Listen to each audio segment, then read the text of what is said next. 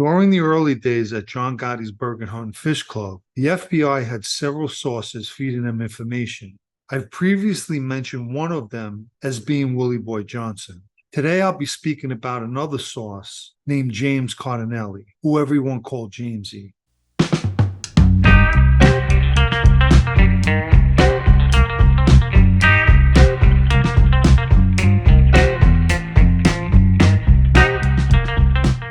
Jamesy Cardinali met both John Gotti and Angelo Ruggiero in the early 70s while in prison. Gotti and Ruggiero were most likely doing time for the James McBratney hit, which fits that time frame. It's a known fact that many friendships are developed in prison, type of friendships that are usually everlasting ones, because there's a special bond between people who have done time together. According to reports, Cardinali met Gotti in Clinton Correction Facility, and he also did time with Ruggiero in Attica. And it was during his time in Clinton that Gotti told him to look him up when he got out. For Gotti, he was always looking to beef up his crew, and who better than a guy he was away with? Upon his release, Cardinali went to the Burger Hunt and Fish Club, where he reconnected with Gotti, who got him a job at a trucking company. But within his first week on the job, he assaulted a co-worker, which earned him a tongue lashing from Gene Gotti, who told him, "You can't raise your hands to nobody there. You got to control yourself." The funny thing is, Cardinali was actually physically working while at the trucking company. One day, Gotti sent Willie Boy to check on him, and when he seen Cardinali working, he told him to just punch his time card and go home and don't worry about it, which is called a no-show job. Cardinali became a regular at John Gotti's social club and was ID'd by other FBI confidential informants. At the time, he wasn't an informant. Whenever the agents tried to approach him, he reported to John or Gene Gotti, as he was expected to do. There came a day when Gotti confronted him about a rumor, one that he was dealing drugs. Naturally, he denied it. Nevertheless, Gotti told him if he found out he was lying and it was true, he'd kill him. This is during a time when most of the Gotti crew was in the heroin business. Cardinali wanted to know who told Gotti the rumor, and Gotti told him the person's name, Michael Castigliola. Armed with this information, and not long after that, Cardinali killed Castigliola. And he was questioned by Gotti again weeks later, who asked him if he killed the guy, which he admitted that he did. Gotti was upset with him because he never asked permission. Truth be told, Cardinali was dealing drugs, and although he was a former heroin user, he had developed a serious cocaine habit. Most drug addicts will rob and scheme to support their habit. Cardinali, on the other hand, was robbing and killing drug dealers. For instance, in October 1979, he shot and killed 2 South American drug dealers and stole their product afterward. Gotti quickly recognized Cardinali's violent streak. He liked surrounding himself with capable guys, which most of his crew consisted of.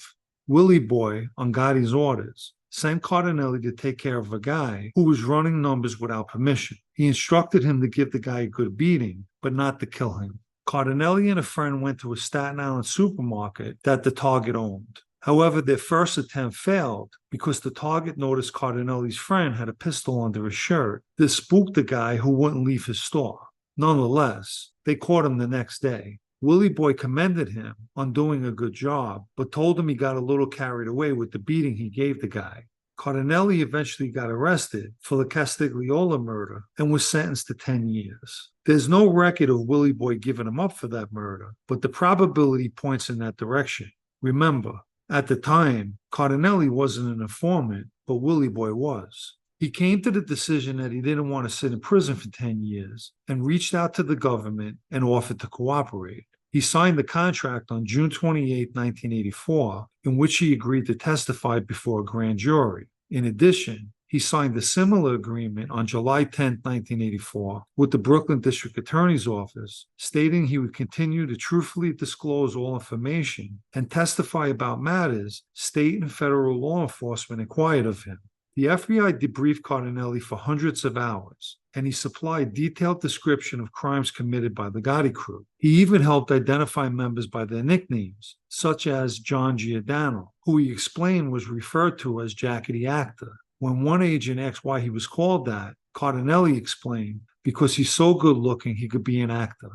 Assistant U.S. Attorney Diane Giacalone began piecing a case together on Gotti and others since 1985.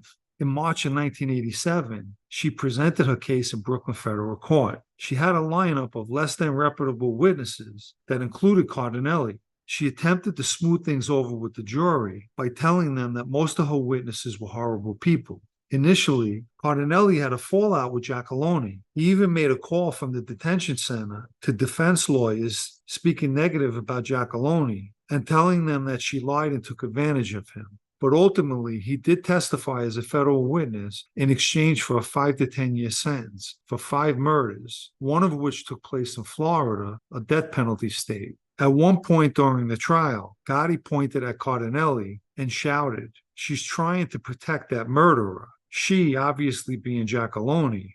I find it ironic that Gotti would accuse anyone of being a murderer, but it only confirmed his theatrics capability.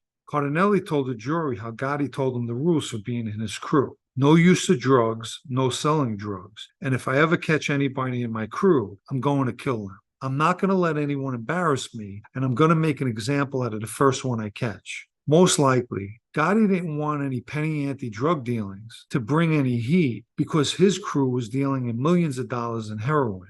Cardinali also testified to murders the Gotti crew was involved in and spoke of a fight between John and Gene Gotti, where John got the best of Jeannie, and Cardinali broke the fight up by putting John Gotti in a headlock and said Gotti told him, "Get your hands off me, that's an order." The jury didn't make much of Cardinali or what the other witnesses had to say, nor did they find them credible, and they acquitted Gotti and the other defendants. Besides committing multiple murders, during his testimony, Cardinali admitted to pistol whipping a priest and plotting to kill an FBI agent who testified at his probation hearing.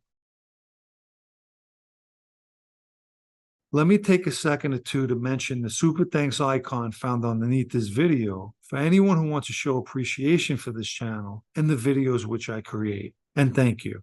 He finished serving his time in a protective unit up until October 1988, and by December 1988, he was placed in a witness protection program and relocated to Oklahoma City. But he wouldn't last long in the program, and he was removed after revealing his true identity to a new girlfriend, which is against the rules. The U.S. Marshals handed him a bus ticket to Albuquerque, New Mexico, and told him to have a nice day. Within days, he also traveled to Washington to appear on Larry King Live. During the show, he admitted he was warned not to fly to Washington, which violated his probation.